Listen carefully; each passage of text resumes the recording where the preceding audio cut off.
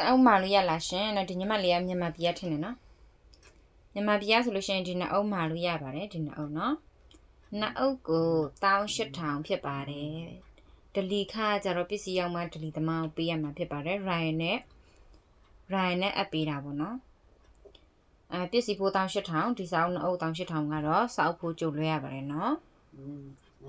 ထိုင်းဘက်ကသူဆိုလို့ရှိရင်เนาะဒီအနီလေးကကြတော့ဆရာစုတိဟာအနီလေးကကြတော့သူက88ဘက်ပုခအပီးပေါ့เนาะ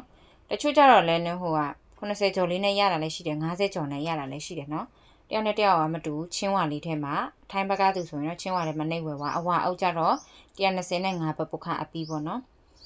အဲဒါကြောင့်မလို့လိုချင်တယ်ဆိုလို့ရှိရင်မြန်မာဘက်ကသူဆိုလို့ရှိရင်ဒီနှစ်အုပ်ကို18000နဲ့စာအုပ်ဖို့ကြိုရှင်းရပါမယ်တွန်တရနေပြီးတော့မှပို့ပေးပါတယ်เนาะစာအုပ်ဖို့18000ဖြစ်ပါတယ်ထိုင်းသူဆိုလို့ရှိရင်တော့အဝါလေးက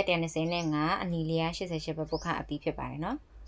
တန်းနဲ့เนาะ1000ပတ်ဝန်းကျင်လေးပဲဖြစ်ပါတယ်ရှင်မုတ်ဖို့လောက်ပဲရှိတယ်เนาะယင်းနှမြုံနှံဖို့အတွက်ဆိုလို့ရှိရင် visit သမားတွေအတွက်เนาะဒါ visit သမားတွေအတွက်เนาะဟိုမွတ်ပြန်နေတဲ့သူဆိုလို့ရှိရင်တော့ဒီစာအုပ်တွေမလိုတော့ဘူးပေါ့เนาะအခုမှအင်္ဂလိပ်စကားပြောစာပြီးလေးလာမယ့်သူတွေဆိုလို့ရှိရင်အတန်ထွက်နှုတ်အုပ်စလုံးပါတယ်เนาะမာလို့ရပါတယ်စီပီလာခဲ့ပါကျေးဇူးပါ